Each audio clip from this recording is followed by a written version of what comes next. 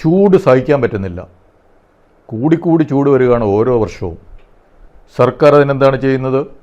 പകൽ പുറത്തിറങ്ങരുത്, കൂടുതൽ വെള്ളം കുടിക്കുക എന്നൊക്കെയുള്ള നിർദ്ദേശങ്ങളും ചിലപ്പോൾ യെല്ലോ അലേർട്ട്, ഓറഞ്ച് അലേർട്ട്, ആ അലേർട്ടുകൾ നൽകുക. സർക്കാരിൻ്റെ പണി അതോടെ കഴിഞ്ഞു. അതാണ് സർക്കാരിൻ്റെ പണി കേരളത്തിൽ ചൂട് കൂടുന്നതിന് ഉള്ള പ്രതിവിധിയായിട്ട്.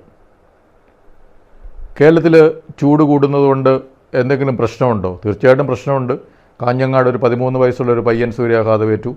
അതുപോലെ മലപ്പുറത്ത് ഒരു ഓട്ടോറിക്ഷ ഡ്രൈവർ സൂര്യാഘാതമേറ്റു. കഴിഞ്ഞ വർഷവും ഇതുപോലെ സൂര്യാഘാതമേറ്റ് മരിച്ചവരും ഒക്കെ കുറേയധികം ഉണ്ട്. ഓരോ വർഷവും ഇനി അതിൻ്റെ ഒരു പ്രഹരം, ഈ ചൂട് കൂടുന്നതിൻ്റെ പ്രഹരം കൂടിക്കൂടി വരികയാണ്. പല മനുഷ്യരും പറയാറുണ്ട്, ദുബായിലും ഖത്തറിലും സൗദി അറേബ്യയിലും ഉള്ളതിനേക്കാളും ചൂട് ഇപ്പോൾ കേരളത്തിലായി എന്നാണ് തോന്നുന്നത്. അവിടെയൊക്കെ മരുഭൂമിയാണല്ലോ. അപ്പോൾ മരുഭൂമിയുടെ ഒരു അവസ്ഥയിലേക്ക് കേരളം പോവുകയാണോ? അത്രയും ചൂട് കൂടുന്നത് എന്തുകൊണ്ടാണ്?